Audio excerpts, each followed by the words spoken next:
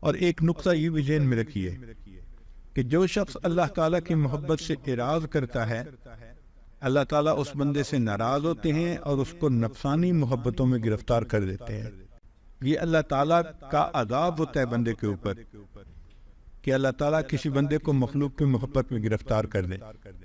چنانچہ آپ دیکھیں، کوئی عورت کو محبت میں گرفتار ہوگا، کوئی مال کی محبت میں گرفتار ہوگا، کوئی کاروبار کی محبت میں گرفتار ہوگا، اسی محبت میں زندگی گزر رہی ہو۔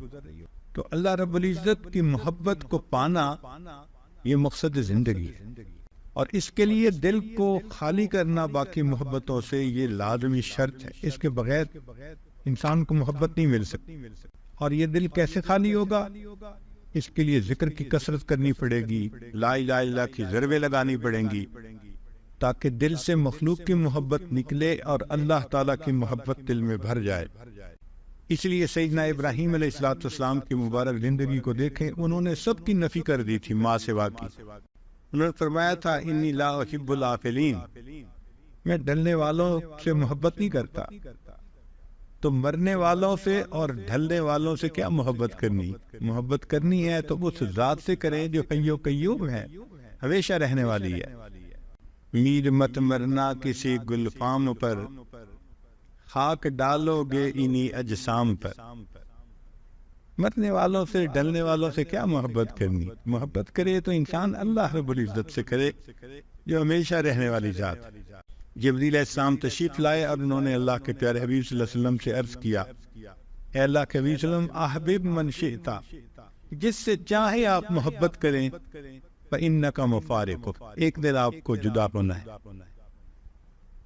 تو اصول سمجھ لیجئے، جو مخلوق سے محبت کرے گا ایک نہ ایک دن اس کو مخلوق سے جدا ہونا پڑے گا، جو اللہ سے محبت کرے گا ایک نہ ایک دن اللہ سے ملا دیا جائے۔ تو محبت تو اللہ سے کرنی چاہیے، دعا مانگنی چاہیے کہ اللہ ہمیں ایسی محبت عطا فرما۔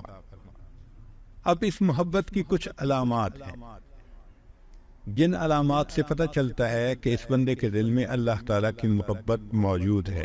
پہلی نشانی کہ جب دل میں اللہ تعالیٰ کی محبت ہوتی ہے تو دل اللہ کے لیے بے قرار ہوتا ہے، اللہ سے ملاقات کو جی چاہتا ہے۔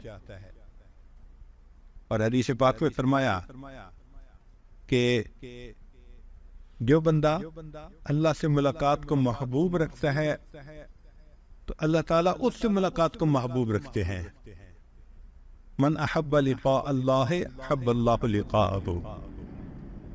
تو محبت کی پہلی علامت کہ دل اللہ کے لیے بے قرار رہتا ہے اور انسان اللہ تعالیٰ کی محبت پانے کے لیے تڑپتا ہے، اور پھر دل چاہتا ہے کہ محبوب سے محبت کا اظہار کریں۔ محبت اظہار چاہتی ہے، عشق اور مشق یہ اظہار چاہتے ہیں، چھپے نہیں رہ سکتے۔ تو اللہ تعالیٰ کی محبت بھی اظہار مانگتی ہے، تو اظہار کیسے کریں؟ اللہ نے نماز کو اس کا وسیلہ بنا دیا۔ چنانچہ ہم جب نماز پڑھتے ہیں نا تو گویا اللہ تعالیٰ سے اپنی محبت کا اظہار کر رہے ہوتے ہیں۔ اللہ کے سامنے ہاتھ باندھ کے کھڑے ہوتے ہیں، پھر رکوع کرتے ہیں، پھر سجدہ کرتے ہیں، یہ گویا اللہ سے محبت کا اظہار ہے، یہ ایک وسیلہ ہے اللہ سے محبت کا۔ اللہ تعالیٰ کا دیدار تو مومن کو جنت میں ہوگا۔ دنیا میں اللہ تعالیٰ نے کہا کہ تم دیدار تو نہیں کر سکتے، البتہ اس دیدار کا تصور کر سکتے ہو۔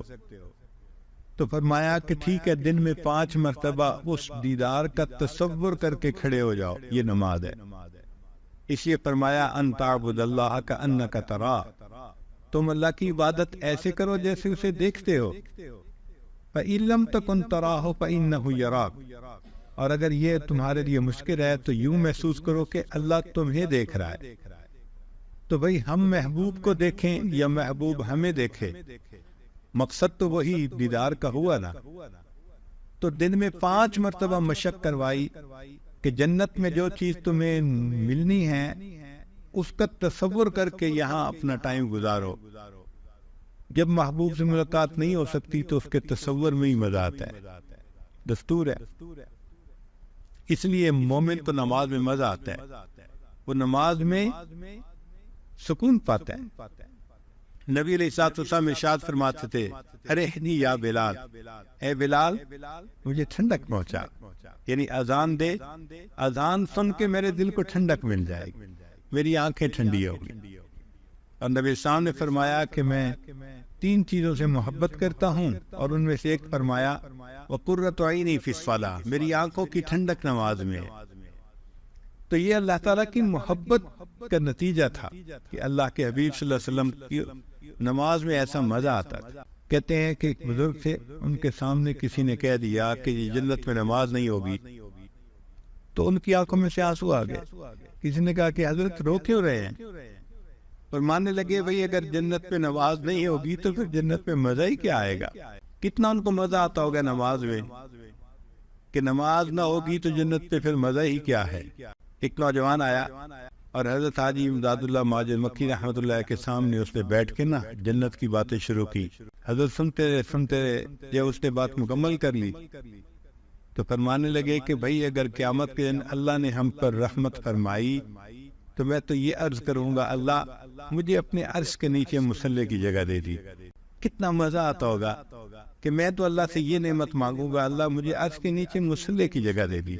ہمیں جو مزے دنیا میں نصیب نہیں ہو سکتے وہ مزے اللہ والوں کو نماز کے ذریعے سے حاصل ہو جاتے ہیں۔ حضرت مولانا یحییٰ رحمۃ اللہ لمبا سجدہ کرتے تھے۔ کسی نے پوچھا حضرت اتنا لمبا سجدہ؟ فرمایا جب میں سجدہ کرتا ہوں مجھے یوں محسوس ہوتا ہے کہ جیسے میں نے اپنے آقا کے قدموں پہ سر رکھ دیا، میرا سر اٹھانے کو دل نہیں کرتا۔ وہ کیسی نماز ہوگی محبت بھری کہ بندہ سجدہ کرے اور یوں محسوس کرے کہ میں آقا کے قدموں پہ سر رکھ رہا۔ حضرت مولانا عبد الرحمن گنج مراد آبادی رحمۃ اللہ علیہ نے ایک مرتبہ فرمایا اشرف علی جب میں سجدہ کرتا ہوں مجھے یوں محسوس ہوتا ہے جیسے قدرت نے میرے رخسار کا بوسہ لے لیا۔ تو نماز میں مزہ آتا ہے مومن کو، اس لیے کہ وہ اللہ سے ملاقات کا بہانہ ہوتی ہے۔ اور ویسے بھی اگر نماز پڑھتا ہے بندہ تو اللہ سے ہم کلامی ہوتی ہے۔ حدیث پاک میں ہے الحمدللہ رب العالمین، جب یہ کہتا ہے تو اللہ جواب دیتے ہیں حمدنی عبدی، میرے بندے نے میری حمد بیان کی۔ تو ایک ایک آیت مومن پڑھ رہا ہے اور اس کے جواب میں پروردگار عالم اس کا جواب دے رہے ہیں، تو ہم کلامی ہوئی نا۔ اسی لیے یہ محبت کی علامات ہیں۔ جس کو اللہ سے محبت ہوگی وہ نمازیں بھی پڑھے گا، پھر نوافل کو بہانہ بنائے گا اللہ سے ملاقات کا۔ بہانے سے وہ کبھی تحیت المسجد پڑھ رہا ہے، تحیت الوضو پڑھ رہا ہے، اشراق پڑھ رہا ہے، چاشت پڑھ رہا ہے، اوابین۔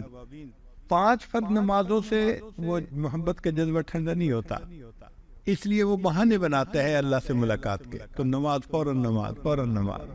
اللہ والوں کو آپ دیکھیں گے کہ دن میں بھی پڑھتے ہیں نمازیں، راتوں میں بھی۔ تتجافا جنوبہم عن المضاجع یدعون ربہم خوفا وطمعا ومما رزقناہم ینفقون۔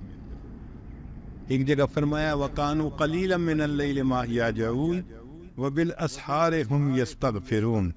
ہمیں تو فجر کے اٹھنے کے لیے بھی الارم لگانے پڑتے ہیں، اس لیے کہ بیٹری کمزور جو ہوئی۔ جن کو اللہ نے محبت کا جذبہ دیا ہوتا ہے تو ان کے تو اندر بیٹری، ان کے اندر کلاک فٹ ہوتا ہے، بالکل صحیح وقت پہ بستر ان کو اچھال دیتا ہے، وہ کھڑے ہو جاتے ہیں اللہ کی محبت میں۔